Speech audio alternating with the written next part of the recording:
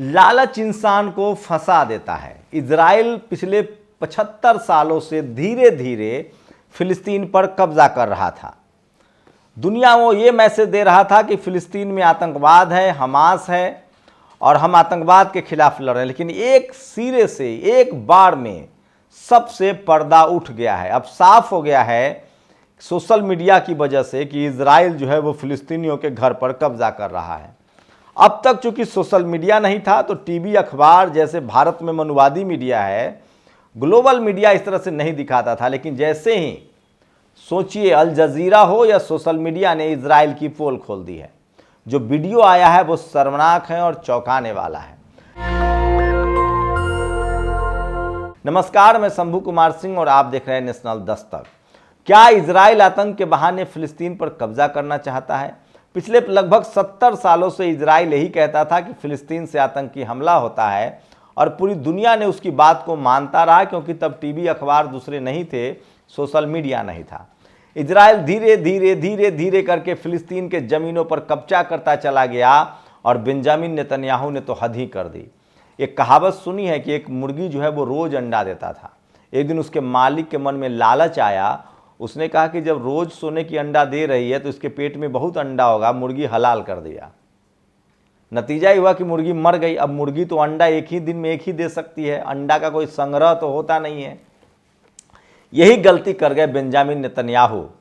उनकी अपनी सत्ता जाने वाली थी, अपनी गलती करते करते उन्होंने 80 लाख इजरायलियों को फंसा दिया है। अब जो सोशल मीडिया पर वीडियो सामने आ रहे हैं उससे साफ है, कई सारे ऐसे वीडियो आए हैं जिससे साफ हो रहा है कि इजरायली जो है शुरुआत में जब बमबारी हुई तो जितने आसपास के इलाके थे फिलिस्तीनियों ने उस पर कब्जा करना, फिलिस्तीन के घरों पर कब्जा करना शुरू कर दिया इजराइल वालों ने। उनको अंदाजा नहीं था कि एशिया ही नहीं पूरा दुनिया जो है, पूरी दुनिया जो है वो फिलिस्तीन के पक्ष में खड़ा होगा और वो भी बमबारी करेगा। शुरुआती बमबारी में फिलिस्तीन के लोग डर गए, भागने लगे। उनको पता नहीं था कि दुनिया मदद करेगी नहीं करेगी। लेकिन जैसे जैसे सोशल मीडिया पर वीडियो आने लगा, जैसे जैसे हमले की वीडियो सामने आने लगे, बच्चे, बुजुर्ग, मासूमों की हत्याएं के वीडियो आने लगे, दुनिया ने उसको नरसंहार माना और सबको लगा कि बेंजामिन नेतन्याहू जेनोसाइड कर रहा है। उसके बाद जैसे ही चीन, रसिया, नॉर्थ कोरिया, तमाम देशों ने आर्थिक मदद पहुंचानी शुरू की, हथियार पहुंचाना शुरू किया, इनकी पोल पट्टी खुल गई और अब लेना उल्टा का सुल्टा पड़ रहा है। अब चारों तरफ से हिजबुल्लाह हो, लेबनान हो, सीरिया हो, जॉर्डन हो, इन्होंने रॉकेट हमले शुरू कर दिए हैं जिसको आतंकी हमला कहा जा रहा था। और अब इजरायलियों के पर कब्जा करना फिलिस्तीनियों ने शुरू कर दिया है। आपको बता दूं कि जितने बॉर्डर के इलाके हैं इजराइल के, वहां से सब जगह से इजरायली भाग रहे हैं। और सोचिए किस तरह से लाइन लगाकर दुनिया भर के देशों ने जैसे मदद पहुंचाई है, वैसे ही कहा जा रहा है कि नॉर्थ कोरिया, चीन, ये जो और ईरान, ये सब हथियार दे रहे हैं। तुर्की हथियार दे रहे हैं, रूस अपने हथियार दे रहे हैं और लोग हाथों में हथियार लेकर अब हमला कर रहे हैं। और 80 लाख इजरायलियों की जान खतरे में है और उनको चारों तरफ से घेर लिया है। तेल अवीव, जिसको तल अवीव कहना चाहिए, रवीश ने कुछ प्रोनाउंसिएशन ठीक किए हैं, तल अवीव, इसराइल, गजा, तो ये तमाम प्रोनाउंसिएशन है जो अरब के हिसाब से होगा। तो इस प्रोनाउंसिएशन को देखिए और सोचिए तल अवीव में किस तरह से हमले शुरू हो गए थे और वहाँ बेंजामिन नेतन्याहू के खिलाफ सबसे बड़ा धरना प्रदर्शन शुरू हो रहा है। दरअसल इसे माना जा रहा है कि हमास का पूरा नौटंकी खुद इजराइल और बेंजामिन नेतन्याहू ने रचा था। बेंजामिन नेतन्याहू के खिलाफ लगातार जनाक्रोश बढ़ रहा था, बेरोजगारी के खिलाफ, महंगाई के खिलाफ, और सबसे ज़्यादा जुडिशियरी पर कब्जा की वजह से लोग नाराज थे, भड़के हुए थे। तल अवीव में लगातार प्रदर्शन हो रहा था, लेकिन इसको अलग करने के लिए, इसको मतलब लोगों का ध्यान भटकाने के लिए हमास की साजिश रची गई और जानबूझकर हमास से हमला करवाया गया और फिर हमला बोल दिया गया और देश को युद्ध में झोंक दिया गया। लोग पूछ रहे हैं कि जो अपने आप को सुपर पावर कहता था इजराइल, जिसके पास आयरन रडार था, मोसाद जैसे खुफिया विभाग था और दीवार खड़ी थी, तो हमास घुस कैसे गया?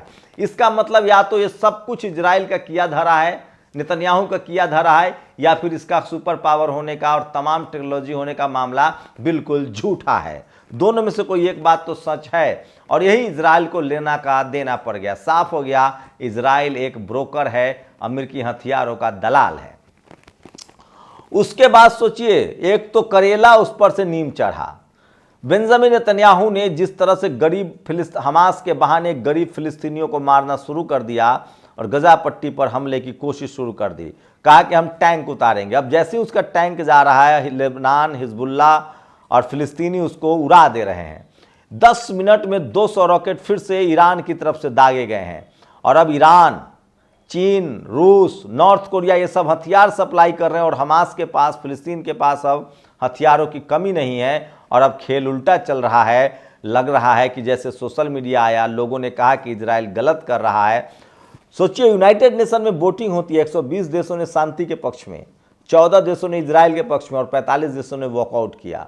मतलब पूरी दुनिया ने मान लिया है कि इजराइल एक आतंकी देश है, वो फिलिस्तीन के ज़मीन पर कब्जा करना चाहता है। और ठीक इसके उलट चारों तरफ से इजराइल को घेर लिया गया है और उस पर बमबारी की जा रही है। और एक अमीर देश तो था ही इजराइल, सुंदर देश तो था ही इजराइल, बड़ी बड़ी जो बिल्डिंगें थी वहाँ रॉकेट गिर रहे हैं, लोग भाग रहे हैं, उनको पता नहीं चला। खुद इजरायलियों को अब लग रहा है कि यहाँ तो लेना का देना पड़ गया। सोचिए, अब तक 75 सालों में ऐसा कभी नहीं हुआ इजराइल फिलिस्तीन में पूरा का पूरा मुस्लिम कंट्री, पूरी दुनिया के मुसलमान अमन पसंद लोग फिलिस्तीन के साथ खड़े हों। ऐसा नहीं हुआ था, लेकिन ये सब कुछ हुआ सोशल मीडिया के जरिए, क्योंकि टीवी अखबार अब अल जजीरा भी है पैरेलल, उसने कुछ रिपोर्ट दिखाई, सोशल मीडिया पर रिपोर्ट वायरल हुए, ट्विटर, फेसबुक पर।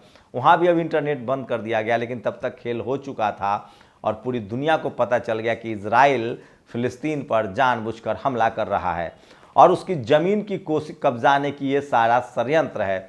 अब उसके बाद से इजराइल पर ही हमला हो रहा है और अब उसके ज़मीन के लाले पड़ गए हैं और इसी तरह से तमाम खाड़ी देशों ने उसको घेर लिया है। अमेरिका भी धीरे धीरे अपनी हाथ खींच रहा है, क्योंकि ईरान ने कहा है कि 13 जो अड्डे हैं एशिया में, खासकर खाड़ी देशों में अमेरिका के, उस पर हमला करेंगे।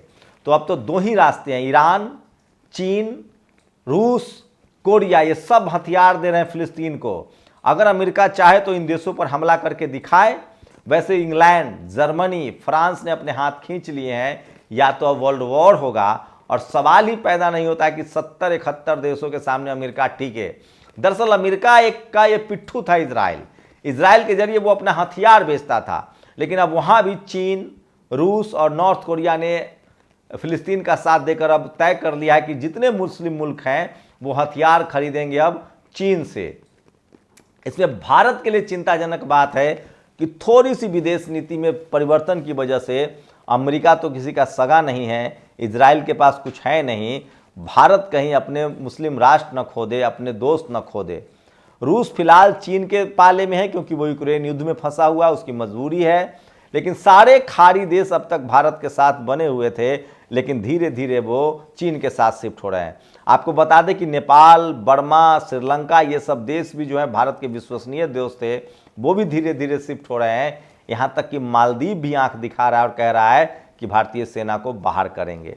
तो कूटनीतिक रूप से भारत ने बीच का रास्ता अपनाया है, लेकिन तमाम दुनिया के सोनिया गांधी, प्रियंका गांधी, लालू यादव, शरद पवार, इन सब ने कहा कि हमारी विदेश नीति फिलिस्तीन के साथ वाली नीति थी, हमें उससे अलग हटने से नुकसान होगा, क्योंकि पूरे खाड़ी के देशों में व्यापार जो है वो भारत करता है। चाइना वहाँ नहीं था, लेकिन अब चाइना घुसने का मौका मिल गया है।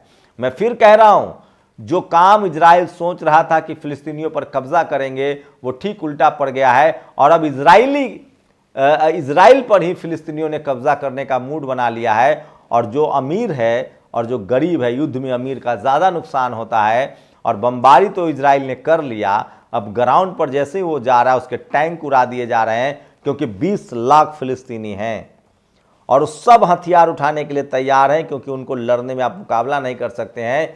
भले इजराइल के लोग 80 लाख हैं, लेकिन सवाल है कि फिलिस्तीन के साथ 61 से 62 देश खड़े हैं और जो हथियार भी दे रहे हैं, लड़ भी रहे हैं। ईरान लड़ रहा है, हिजबुल्ला लड़ रहा है, सीरिया, जॉर्डन, तुर्की के राष्ट्रपति एर्दोगन ने तो रूस के राष्ट्रपति पुतिन से मुलाकात भी की है। इसका मतलब है कि चारों तरफ से इजराइल घिर गया है और अब उसकी ज़मीन पर फिलिस्तीन ने कब्जा करना शुरू कर दिया है। और फिलिस्तीन का कहना है कि हम अपना हिस्सा लेकर रहेंगे।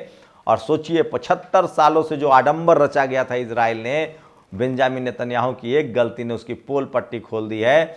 और इजराइल की पोल खुल गई, न तो वो सुपर पावर है, न उसके पास कोई बढ़िया रडार है। वो सिर्फ एक हथियार ब्रोकर था, दलाल का काम करता था, अमेरिकी हथियार बेचता था। तो इस बार इजराइल की हार लगभग तय हो गई है और 10-10 मिनट पर लेबनान, हिजबुल्ला, ईरान उस पर रॉकेट भेज रहे हैं और इन देशों ने खुलेआम कह दिया है कि इजराइल ने मासूमों की हत्या की है, फिलिस्तीनियों को मारा है, हम इजराइल से बदला लेंगे। और सारे मुस्लिम राष्ट्र एक हैं। अगर आप एशिया में हैं तो एशिया में मुस्लिम राष्ट्र को आप दरकिनार नहीं कर सकते हैं। भारत का सबसे अच्छा रिश्ता, व्यापारिक रिश्ता जो है, कारोबारी रिश्ता जो है और जो वर्क परमिट का रिश्ता है वो खाड़ी देशों के साथ है। मैं एक बार फिर कह दूं, जो लोग अमेरिका यूरोप जाते हैं वो बस जाते हैं, उनसे भारत की संपत्ति बेचकर भी ले जाते हैं। भगोरे सब यूरोप अमेरिका चले जाते हैं भारत का पैसा लेकर। जो बिजनेसमैन भगोरा कहीं निकला, बैंक लूट कर भागा।